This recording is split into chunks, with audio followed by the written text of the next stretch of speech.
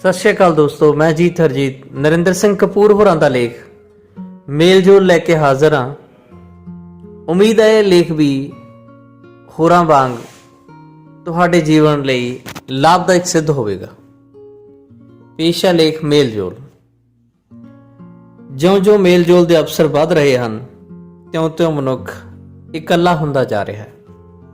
बीते नूं पछतावे तो बिना याद करना अते भविख नूं भुलेखिਆਂ तो बिना क्यासना संभव नहीं रहा।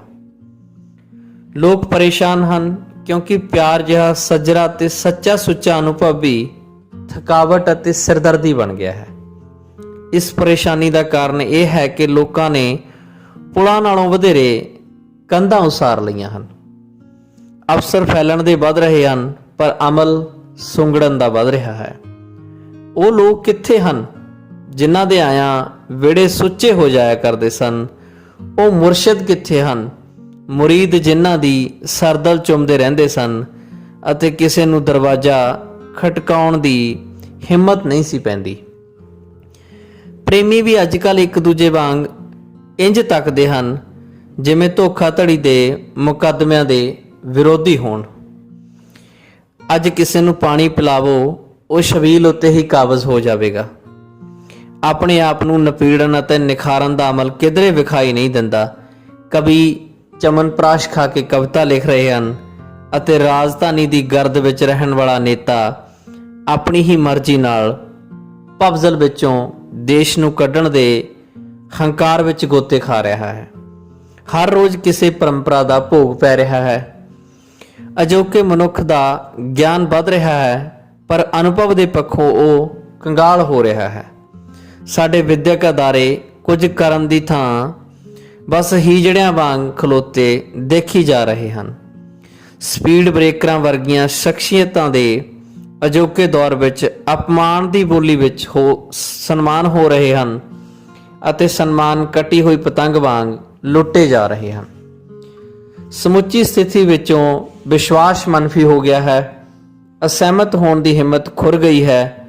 हर कोई किसी समय अते स्थिति अनुसार रंग अते पैंतड़ा धारण कर रहा है। यह हैरानी की गल नहीं कि हर किसी नूं इकल्लता का एहसास है। यह एहसास किसी भी पक्षों माणयोग नहीं। इस एहसास दौरान गुजरिया होया जमाना इंज याद आउंदा है जिवें कंठ कीती कोई कविता होवे। विश्वास तो बिना कोई दोस्ती, कोई रिश्ता, कोई गुआंढ इवें है जिवें घुंड तो बिना केतली होवे, हथी तो बिना कही होवे, ढक्कण तो बिना पेन होवे।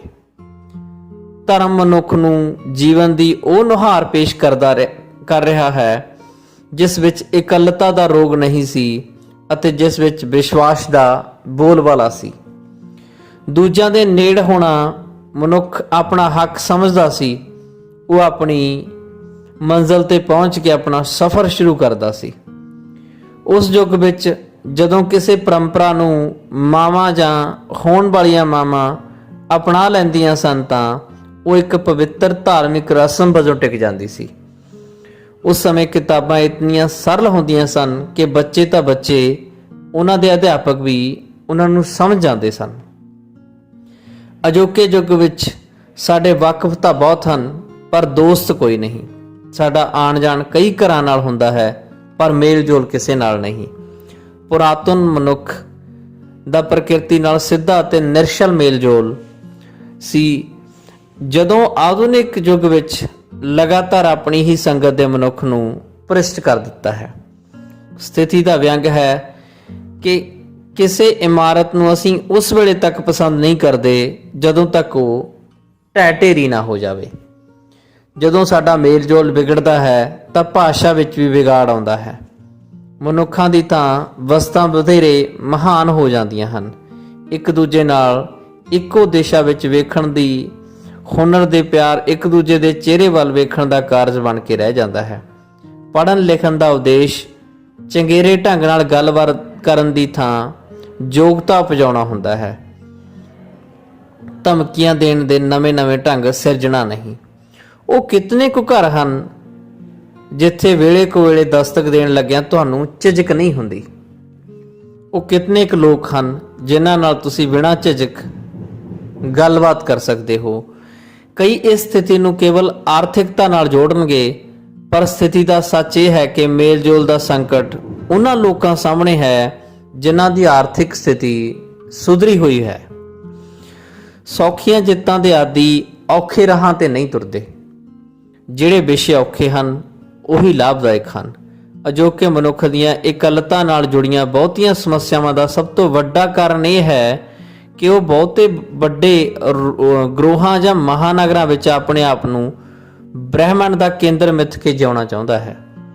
ਅਨਿਸ਼ਚਿਤਤਾ ਦੇ ਸਿਰਜੇ ਸਾਡੇ ਆਪਸੀ ਵਿਹਾਰ ਵਿੱਚ ਅਨੇਕਾਂ ਤਰੇੜਾਂ ਹਨ ਅਤੇ ਤਿੜਕੇ ਹੋਏ ਸ਼ੀਸ਼ੇ ਵਿੱਚੋਂ ਅਸੀਂ ਆਪਣੀ ਸਾਬਤੀ ਸਬੂਤੀ ਸ਼ਕਲ ਵੇਖਣ ਦਾ ਯਤਨ ਕਰ ਰਹੇ ਹਾਂ। ਅਸੀਂ ਕੇਵਲ ਆਪਣੇ ਆਪ ਨੂੰ ਪਛਾਣਦੇ ਹਾਂ। ਜਨਮ ਤੋਂ ਹੀ ਮਨੁੱਖ ਨੂੰ ਆਪਸੀ ਮੇਲ-ਜੋਲ ਵਧਾਉਣ ਦੀ ਸਿੱਖਿਆ ਦਿੱਤੀ ਜਾਂਦੀ ਹੈ। ਮਨੁੱਖ ਲੱਖ ਯਤਨ ਕਰਨ ਦੇ ਬਾਵਜੂਦ ਮੇਲ-ਜੋਲ ਦਾ ਪਰਿਵਾਰ ਨਾਲੋਂ ਵਧੇਰੇ ਹੰਢਣਸਾਰ ਤਰੀਕਾ ਨਹੀਂ ਸਿਰ ਸਕਿਆ। ਮਾਪੇ, ਦੋਸਤ, ਸਹੇਲੀਆਂ, ਸੰਗੀ ਸਾਥੀ, ਗੁਆਂਢੀ, ਅਧਿਆਪਕ ਆਦਿ ਵੀ ਵੱਖ-ਵੱਖ ਪਰਿਵਾਰਾਂ ਦੇ ਨੁਮਾਇੰਦਿਆਂ ਵਾਂਗ ਹੀ ਸਾਨੂੰ ਮਿਲਦੇ ਜੁਲਦੇ ਹਨ। ਘਰ ਦੇ ਅੰਦਰ ਆਪਣੇ ਵਿਲੱਖਣ ਸੱਭਿਆਚਾਰ ਦੀ ਜਾਗ ਮਾਂ ਤੋਂ ਲੱਗਦੀ ਹੈ। ਪਰ ਪਿਆਰ ਕਰਨ ਦੀ ਯੋਗਤਾ ਇਸਤਰੀ ਦੀ ਸਭ ਤੋਂ ਵੱਡੀ ਸ਼ਕਤੀ ਹੈ। ਇਸਤਰੀ ਦਾ ਸੰਸਾਰ ਨਾਲ ਰਿਸ਼ਤਾ ਪਿਆਰ ਵਾਲਾ ਹੈ, ਜਦੋਂ ਕਿ ਸੰਸਾਰ ਨਾਲ ਪੁਰਸ਼ ਦਾ ਰਿਸ਼ਤਾ ਅਲਗਾਵ ਵਾਲਾ ਹੈ। ਹੁਣ ਜਦੋਂ ਇਸਤਰੀ ਪੁਰਸ਼ ਨਾਲ ਮੁਕਾਬਲੇ ਦੀ ਸਥਿਤੀ ਵਿੱਚ ਵਿਚਰਨ ਦੀ ਜ਼ਿੱਦ ਕਰ ਰਹੀ ਹੈ ਤਾਂ ਸੁਭਾਵਿਕ ਹੀ ਹੈ ਪੁਰਸ਼ਾਂ ਵਾਲੀ ਸੋਚ ਅਪਣਾਉਣ ਕਾਰਨ ਉਸ ਦਾ ਸੰਸਾਰ ਨਾਲ ਪਿਆਰ ਵਾਲਾ ਰਿਸ਼ਤਾ ਨਹੀਂ ਰਹੇਗਾ। ਕੰਮ ਉੱਤੇ ਜਾਣ ਦੀ ਮਜਬੂਰੀ ਕਾਰਨ ਮਾਵਾਂ ਆਪਣੀ ਸੰਤਾਨ ਨੂੰ ਆਪਣਾ ਦੁੱਧ ਪਿਲਾਉਣ ਦੀ ਥਾਂ ਬੋਤਲ ਦਾ ਸਹਾਰਾ ਲੈਣ ਲਈ ਮਜਬੂਰ ਹਨ। ਇਵੇਂ ਮਾਂ ਦਾ ਆਪਣੀ ਸੰਤਾਨ ਨਾਲ ਰਿਸ਼ਤਾ ਸਾਵਾਂ ਸੁਖਾਵਾਂ ਹੋਣ ਦੀ ਥਾਂ ਮਜਬੂਰੀ ਅਤੇ ਬੇਵਸੀ ਦਾ ਸ਼ਿਕਾਰ ਹੋ ਗਿਆ ਹੈ। ਜਿਸ ਰਿਸ਼ਤੇ ਦੀ ਬੁਨਿਆਦ ਵਿੱਚ ਮਜਬੂਰੀ ਅਤੇ ਬੇਵਸੀ ਹੈ, ਉਹ ਰਿਸ਼ਤਾ ਕਿਤਨਾ ਹੰਢਣਸਾਰ ਹੋ ਸਕਦਾ ਹੈ। ਹੈਰਾਨੀ ਨਹੀਂ ਹੋਣੀ ਚਾਹੀਦੀ ਕਿ ਪੁੱਤਰਾਂ ਦੇ ਹੱਥੋਂ ਮਾਵਾਂ ਦੀ ਬੇਇੱਜ਼ਤੀ ਹੋ ਰਹੀ ਹੈ। ਕੋਈ ਵੀ ਪੁਰਸ਼ ਆਪ ਨਿਗਰਨ ਤੋਂ ਬਿਨਾਂ ਇਸਤਰੀ ਦਾ ਅਪਮਾਨ ਨਹੀਂ ਕਰ ਸਕਦਾ। ਇਸਤਰੀ ਦਾ ਸਨਮਾਨ ਉਹੀ ਕਰ ਸਕਦਾ ਹੈ ਜਿਸ ਦੀ ਨਜ਼ਰ ਉੱਚੀ ਹੋਵੇ, ਜਿਸ ਦੀ ਦ੍ਰਿਸ਼ਟੀ ਵਿਸ਼ਾਲ ਹੋਵੇ। ਉੱਚੀ ਨਜ਼ਰ ਅਤੇ ਵਿਸ਼ਾਲ ਦ੍ਰਿਸ਼ਟੀ ਮਾਂ ਤੋਂ ਪ੍ਰਾਪਤ ਹੁੰਦੀ ਹੈ, ਪਰ ਮਾਵਾਂ ਕੋਲ ਵੇਲ ਨਹੀਂ। ਮਾਂ ਨੇ ਬੱਚੇ ਨੂੰ ਭਾਵਕ ਪੱਖੋਂ ਸੰਤੁਲਨ ਪ੍ਰਦਾਨ ਕਰਨਾ ਹੁੰਦਾ ਹੈ ਅਤੇ ਉਸਦੇ ਜੀਵਨ ਪ੍ਰਤੀ ਦ੍ਰਿਸ਼ਟੀਕੋਣ ਨੂੰ ਉਭਾਰਨਾ ਤੇ ਨਿਖਾਰਨਾ ਹੁੰਦਾ ਹੈ। ਮੱਠੀ ਅੱਗ ਉੱਤੇ ਪਕਾਉਣ ਦੀ ਥਾਂ ਹੁਣ ਅਸੀਂ ਭਾਫ ਦੇ ਭਾਰੀ ਦਬਾਅ ਵਾਲੇ ਕੁੱਕਰ ਵਰਤਣ ਲੱਗ ਪਏ ਹਾਂ।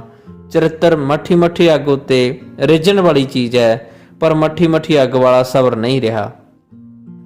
ਸਾਡੇ ਘਰਾਂ, ਪਰਿਵਾਰਾਂ, ਗੁਆਂਢੀਆਂ, ਅਧਿਆਪਕਾਂ ਆਦਿ ਸਭ ਦੀ ਨੁਹਾਰ ਬਦਲ ਗਈ ਹੈ। ਕੁਝ ਵੀ ਹੰਢਣਸਾਰ ਨਹੀਂ ਰਿਹਾ, ਸੋ ਹੰਢਣਸਾਰ ਮੇਲ-ਜੋਲ ਦੀ ਸੰਭਾਵਨਾ ਨਹੀਂ ਰਹੀ। ਆਪਣੇ ਆਪ ਦੀ ਸੋਝੀ ਵਿੱਚੋਂ ਹੀ ਸ਼ਖਸੀਅਤ ਦਾ ਸੂਰਜ ਚੜ੍ਹਦਾ ਹੈ। ਇਹ ਸੋਝੀ ਦੀ ਉਡਾਨ ਕਲਪਨਾ ਖਵਾਉਂਦੀ ਹੈ। ਸੋਝੀ ਅਤੇ ਕਲਪਨਾ ਦੇ ਸੁਮੇਲ ਨਾਲ ਅਸੀਂ ਇਕੱਲ ਦਾ ਟਾਕਰਾ ਕਰਨ ਦੇ ਯੋਗ ਹੁੰਦੇ ਹਾਂ। ਸਭ ਪ੍ਰਕਾਰ ਦੀ ਕਲਾ ਅਸਲ ਵਿੱਚ ਮਨੁੱਖ ਨੂੰ ਵਧੇਰੇ ਹੰਢਣਸਾਰ ਮੇਲ-ਜੋਲ ਦੇ ਯੋਗ ਬਣਾਉਂਦੀ ਹੈ। ਇੱਕ ਕਲਾਕਾਰ ਜਦੋਂ ਇਕੱਲਾ ਹੁੰਦਾ ਹੈ ਤਾਂ ਉਹ ਆਪਣੀ ਕਲਾ ਦਾ ਸਾਥ ਮਾਣਦਾ ਹੈ। ਉਸ ਨੂੰ ਮੇਲ-ਜੋਲ ਦੀ ਕਿਸੇ ਸਮੱਸਿਆ ਦਾ ਸਾਹਮਣਾ ਨਹੀਂ ਕਰਨਾ ਪੈਂਦਾ। ਕਵੀ ਕਦੇ ਵੀ ਇਕੱਲਾ ਨਹੀਂ ਹੁੰਦਾ, ਉਸ ਨੂੰ ਕਲਪਨਾ ਦਾ ਸਾਥ ਪ੍ਰਾਪਤ ਹੁੰਦਾ ਹੈ। ਕੋਈ ਵਿਦਵਾਨ ਕਦੇ ਇਕੱਲਾ ਨਹੀਂ ਹੁੰਦਾ, ਕਿਉਂਕਿ ਸੋਝੀ ਉਸਦੇ ਅੰਗ-ਸੰਗ ਰਹਿੰਦੀ ਹੈ। ਮੇਲ-ਜੋਲ ਦੀ ਸਮੱਸਿਆ ਉਹਨਾਂ ਲੋਕਾਂ ਨੂੰ ਹੈ ਜਿਨ੍ਹਾਂ ਨੂੰ ਆਪਣੀ ਇਕੱਲ ਮੰਨਣ ਦਾ ਹੁਨਰ ਨਹੀਂ ਆਉਂਦਾ। ਇਹ ਇਕੱਲ ਮੰਨਣ ਦਾ ਸਲੀਕਾ ਤਾਂ ਹੀ ਆਉਂਦਾ ਹੈ ਜੇ ਕੋਈ ਸ਼ੌਂਕ ਹੋਵੇ ਅਤੇ ਦੂਜਿਆਂ ਨਾਲ ਬਰਾਬਰੀ ਦੇ ਆਧਾਰ ਤੇ ਵਰ ਮੇਚਣ ਦੀ ਜਾਚ ਹੋਵੇ। ਕਈ ਪੁਰਸ਼ਾਂ ਨੂੰ ਗੱਲਬਾਤ ਕਰਦਿਆਂ ਵੇਖਣਾ ਪ੍ਰਤੀਤ ਹੋਵੇਗਾ ਜਿਵੇਂ ਗੱਤਕਾ ਖੇਡ ਰਹੇ ਹੋਣ। ਇੱਕ ਦੂਜੇ ਨੂੰ ਪਛਾੜ ਦੇਣ ਦੀ ਕਾਹਲ ਹੋਵੇਗੀ। ਕਦੀ ਕਿਸੇ ਮਾਂ ਨੂੰ ਬੱਚੇ ਨਾਲ ਜਾਂ ਆਪਣੀ ਸਹੇਲੀ ਨਾਲ ਜਾਂ ਆਪਣੇ ਪ੍ਰੇਮੀ ਨਾਲ ਗੱਲਬਾਤ ਕਰਦਿਆਂ ਵੇਖਣਾ ਪ੍ਰਤੀਤ ਹੋਵੇਗਾ ਜਿਵੇਂ ਤਾੜੀ ਵੱਜ ਰਹੀ ਹੋਵੇ। ਦੋਵੇਂ ਇੱਕ ਦੂਜੇ ਨੂੰ ਲਹਿ ਤਾਲ ਦੇ ਰਹੇ ਹੋਣ। ਮੇਲ-ਜੋਲ ਦੀ ਅਸਲ ਯੋਗਤਾ ਪਤੀ ਪਤਨੀ ਦੇ ਆਪਸੀ ਰਿਸ਼ਤੇ ਵਿੱਚ ਪ੍ਰਗਟ ਹੁੰਦੀ ਹੈ। ਕਈ ਪਤੀ ਪਤਨੀ ਮਾਪੇ ਤਾਂ ਸੌਖੇ ਹੀ ਬਣ ਜਾਂਦੇ ਹਨ, ਪਰ ਪਤੀ ਪਤਨੀ ਵਜੋਂ ਮੇਲ-ਜੋਲ ਉਸਾਰਨ ਵਿੱਚੋਂ ਉਹਨਾਂ ਨੂੰ ਕਈ ਮੁਸ਼ਕਲਾਂ ਦਾ ਸਾਹਮਣਾ ਕਰਨਾ ਪੈਂਦਾ ਹੈ। ਬਹੁਤੇ ਘਰਾਂ ਵਿੱਚ ਵਿਆਹ ਉਪਰੰਤ ਰਿਸ਼ਤਾ ਫੈਲਣ ਦੀ ਥਾਂ ਸੁੰਗੜਨ ਲੱਗ ਜਾਂਦਾ ਹੈ।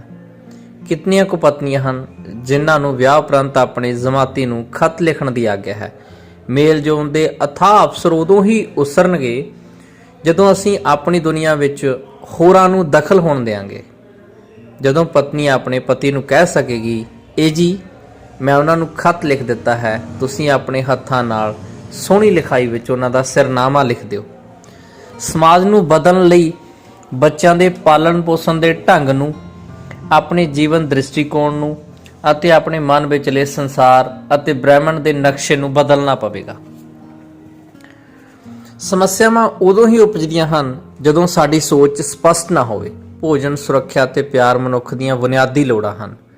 ਜਦੋਂ ਅਸੀਂ ਭੁੱਖ ਦੀ ਗੱਲ ਕਰਦੇ ਹਾਂ ਤਾਂ ਵਾਕਿਆਂ ਦੀ ਅਣਹੋਂਦ ਦਾ ਜ਼ਿਕਰ ਅਚੇਤ ਹੀ ਹੋ ਜਾਂਦਾ ਹੈ। ਜਿੱਥੇ ਰੋਟੀ ਨਹੀਂ ਪੱਕਦੀ ਉੱਥੇ ਕੋਈ ਮਹਿਮਾਨ ਨਹੀਂ ਆਉਂਦਾ। ਜਿੱਥੇ ਸੁਰੱਖਿਆ ਅਤੇ ਪਿਆਰ ਨਹੀਂ ਹੁੰਦਾ ਉੱਥੇ ਮੇਲ ਜੋਲ ਦੀ ਕੋਈ ਸੰਭਾਵਨਾ ਵੀ ਉਜਾਗਰ ਨਹੀਂ ਹੁੰਦੀ। ਵੇਖਣ ਵਾਲੀ ਗੱਲ ਇਹ ਹੈ ਕਿ ਜਿਹੜੇ ਅਤੇ ਜਿਤਨੇ ਕੁ ਵਸੀਲੇ ਸਾਡੇ ਕੋਲ ਹਨ, ਕੀ ਅਸੀਂ ਉਹਨਾਂ ਦੀ ਸਹਿਯੋਗ ਵਰਤੋਂ ਕਰ ਰਹੇ ਹਾਂ? ਬਹੁਤੇ ਘਰਾਂ ਵਿੱਚ ਵੰਡ ਵੰਡਾਈ ਦੇ ਝਗੜੇ ਹਨ, ਆਪਸੀ ਸ਼ੱਕ ਅਤੇ ਅਵਿਸ਼ਵਾਸ ਦੀਆਂ ਸਮੱਸਿਆਵਾਂ ਹਨ। ਜਦੋਂ ਸਾਡਾ ਆਪਸ ਵਿੱਚ ਮੇਲ ਜੋਲ ਨਹੀਂ ਤਾਂ ਬਾਹਰਲੇ ਮੇਲ ਜੋਲ ਦੀਆਂ ਸੰਭਾਵਨਾਵਾਂ ਕਿਵੇਂ ਉਜਾਗਰ ਹੋ ਸਕਦੀਆਂ ਹਨ? ਘਰ ਪਰਿਵਾਰ ਤੋਂ ਮਗਰੋਂ ਮੇਲ ਜੋਲ ਦੀਆਂ ਸੰਭਾਵਨਾਵਾਂ ਸਕੂਲ ਕਾਲਜਾਂ ਵਿੱਚ ਉਪਜਦੀਆਂ ਹਨ। ਜੇ ਬੱਚੇ ਨੂੰ ਆਪਣੀ ਪਰਿਵਾਰਕ ਮਾਨਸਿਕ ਪੱਧਰ ਅਨੁਸਾਰ ਢੁਕਵੇਂ ਸਕੂਲ ਵਿੱਚ ਦਖਲ ਕਰਾਇਆ ਜਾਵੇ ਤਾਂ ਉਸ ਵਿੱਚ ਨਿਖਾਰ ਆਉਂਦਾ ਹੈ, ਨਹੀਂ ਤਾਂ ਉਸ ਵਿੱਚ ਬਾਗੀ ਅਤੇ ਵਿਰੋਧੀ ਰੁਚੀਆਂ ਉਪਜਦੀਆਂ ਹਨ। ਮਾਪੇ ਪੈਸੇ ਦੇ ਜ਼ੋਰ ਨਾਲ ਬੱਚਿਆਂ ਨੂੰ ਅਜਿਹੇ ਸਕੂਲਾਂ ਕਾਲਜਾਂ ਵਿੱਚ ਦਖਲ ਕਰਵਾ ਰਹੇ ਹਨ ਜਿੱਥੋਂ ਦੇ ਮੁਹਾਵਰੇ ਦੀ ਨਾ ਬੱਚਿਆਂ ਨੂੰ ਸਮਝ ਪੈਂਦੀ ਹੈ ਨਾ ਮਾਪਿਆਂ ਨੂੰ। ਸਕੂਲ ਅਤੇ ਘਰ ਦੇ ਵਾਤਾਵਰਣ ਅਤੇ ਮਾਨਸਿਕ ਪੱਧਰ ਵਿੱਚ ਇਤਨੀ ਵਿੱਥ ਹੁੰਦੀ ਹੈ ਕਿ ਇਹ ਦੋ ਵੱਖਰੇ ਸੰਸਾਰ ਪ੍ਰਤੀਤ ਹੁੰਦੇ ਹਨ। ਅਜਿਹੀ ਸਥਿਤੀ ਵਿੱਚ ਵਿਦਿਆਰਥੀ ਦਾ ਅਧਿਆਪਕਾਂ ਨਾਲ ਅਤੇ ਬੱਚੇ ਦਾ ਮਾਪਿਆਂ ਨਾਲ ਰਿਸ਼ਤਾ ਵਿਗੜਦਾ ਹੈ, ਜਿਹੜਾ ਵਿਦਰੋਹ, ਬਦਤਮੀਜ਼ੀ, ਗੁਸਤਾਖੀ ਅਤੇ ਹਿੰਸਾ ਵਿੱਚ ਪ੍ਰਗਟ ਹੁੰਦਾ ਹੈ। ਇਹ ਸਾਰੇ ਪੱਖ ਉਸ ਦੀ ਬੋਲੀ ਵਿੱਚ ਅਤੇ ਲਿਬਾਸ ਰਾਹੀਂ ਉਜਾਗਰ ਹੁੰਦੇ ਹਨ। ਇੱਥੇ ਮਾਪਿਆਂ ਦੇ ਸੁਪਨੇ ਅਤੇ ਵਾਸਤਵਿਕਤਾ ਆਪਸ ਵਿੱਚ ਭਿੜਦੇ ਹਨ। ਇਵੇਂ ਸਾਵੇਂ ਸੁਖਾਵੇਂ ਮੇਲ ਜੋਲ ਦੀਆਂ ਸੰਭਾਵਨਾਵਾਂ ਸੁੰਗੜ ਜਾਂਦੀਆਂ ਹਨ। ਬੱਚਾ ਮਾਪਿਆਂ ਤੋਂ ਦੂਰ ਹੁੰਦਾ ਜਾਂਦਾ ਹੈ, ਉਹਨਾਂ ਰਿਸ਼ਤਿਆਂ ਨੂੰ ਉਸਾਰਦਾ ਹੈ ਜਿਹੜੇ ਮਾਪਿਆਂ ਲਈ ਸਿਰਦਰਦੀ ਉਪਜਾਉਂਦੇ ਹਨ। ਉਂਝ ਤਾਂ ਗਿਆਨ ਪ੍ਰਾਪਤੀ ਦਾ ਅਮਲ ਬੜਾ ਦਿਲਚਸਪ ਹੈ ਅਤੇ ਦ੍ਰਿਸ਼ਟੀ ਵਿੱਚ ਅਮੀਰੀ ਲਿਆਉਣ ਵਾਲਾ ਹੁੰਦਾ ਹੈ, ਪਰ ਜਿਗਿਆਸੂ ਅਤੇ ਗਿਆਨ ਵਿਚਕਾਰ ਜੇਕਰ ਮੇਲ ਜੋਲ ਸੁਖਾਵਾਂ ਨਾ ਹੋਵੇ ਤਾਂ ਇਹ ਵਿਰੋਧਤਾ ਅਤੇ ਹਿੰਸਾ ਵਿੱਚ ਪ੍ਰਗਟ ਹੁੰਦਾ ਹੈ। ਜਿਹੜਾ ਪੁੱਤਰ ਪਿਓ ਨੂੰ ਨਫ਼ਰਤ ਕਰਦਾ ਹੈ ਉਹ ਬਾਹਰ ਇਨਕਲਾਬ ਜ਼ਿੰਦਾਬਾਦ ਦਾ ਨਾਅਰਾ ਲਾਉਂਦਾ ਹੈ। ਚੜ੍ਹਦੀ ਜਵਾਨੀ ਦੀਆਂ ਸਮੱਸਿਆਵਾਂ ਸਮੇਂ ਦੇ ਬੀਤਣ ਨਾਲ ਨਵੀਆਂ ਸਮੱਸਿਆਵਾਂ ਵਿੱਚ ਗੁਆਚ ਜਾਂਦੀਆਂ ਹਨ, ਪਰ ਸੋਝੀ ਅਤੇ ਕਲਪਨਾ ਦੇ ਨਾ ਵਿਕਸਿਤ ਹੋਣ ਕਾਰਨ ਸੁਖਾਵੇਂ ਮੇਲ ਜੋਲ ਦੀ ਅਣਹੋਂਦ ਦੀ ਸਮੱਸਿਆ ਬਣੀ ਰਹਿੰਦੀ ਹੈ। ਕਈ ਮਾਪੇ ਇਸ ਸਮੱਸਿਆ ਦਾ ਹੱਲ ਸੰਤਾਨ ਦੇ ਵਿਆਹ ਵਿੱਚ ਵੇਖਦੇ ਹਨ। ਇਹ ਬੜੀ ਵਿਚਿੱਤਰ ਗੱਲ ਹੈ ਕਿ ਜਿਨ੍ਹਾਂ ਕੋਲ ਸੋਝੀ ਅਤੇ ਕਲਪਨਾ ਦੀ ਥੁੜ ਹੁੰਦੀ ਹੈ ਉਹ ਮਾਪੇ ਬੜੀ ਜਲਦੀ ਬਣ ਜਾਂਦੇ ਹਨ। ਬੱਚੇ ਦੇ ਆਉਣ ਨਾਲ ਮਾਪਿਆਂ ਨੂੰ ਆਪਣੇ ਆਪ ਬਾਰੇ ਨਵਾਂ ਗਿਆਨ ਪ੍ਰਾਪਤ ਹੁੰਦਾ ਹੈ।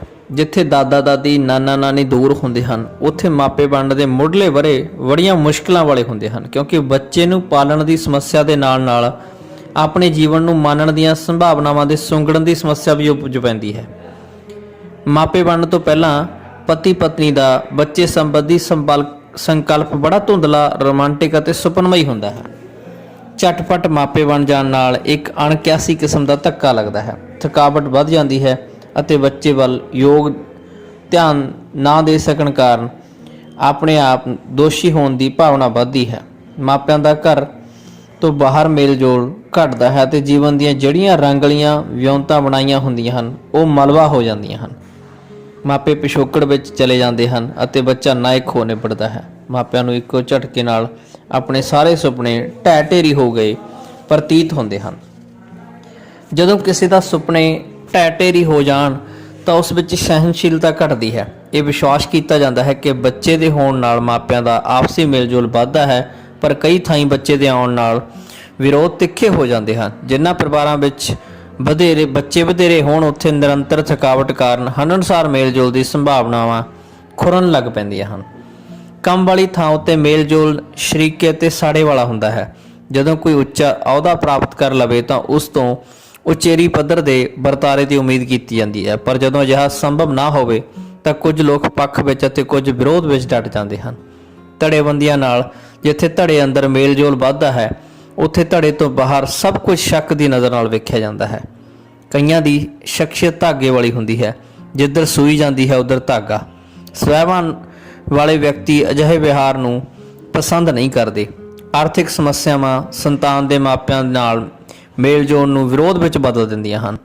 ਮੇਲ-ਜੋਲ ਤੋਂ ਸੱਖਣਾ ਮਨੁੱਖ ਸੂਰਜ ਬਿਨਾਂ ਦਿਨ ਅਤੇ ਦੀਵੇ ਬਿਨਾਂ ਰਾਤ ਵਰਗਾ ਹੋ ਨਿਬੜੇਗਾ। ਦੋਸਤੋ, ਇਹ ਲੇਖ ਤੁਹਾਨੂੰ ਕਿਸ ਤਰ੍ਹਾਂ ਦਾ ਲੱਗਿਆ? ਇਹਦੇ ਬਾਰੇ ਆਪਣਾ ਪ੍ਰਤੀਕਰਮ ਜ਼ਰੂਰ ਦਿਓ। ਧੰਨਵਾਦ। ਚੌਹਾਨ ਇੰਟਰਟੇਨਮੈਂਟ ਤੁਹਾਡਾ ਆਪਣਾ, ਤੁਹਾਡੇ ਲਈ।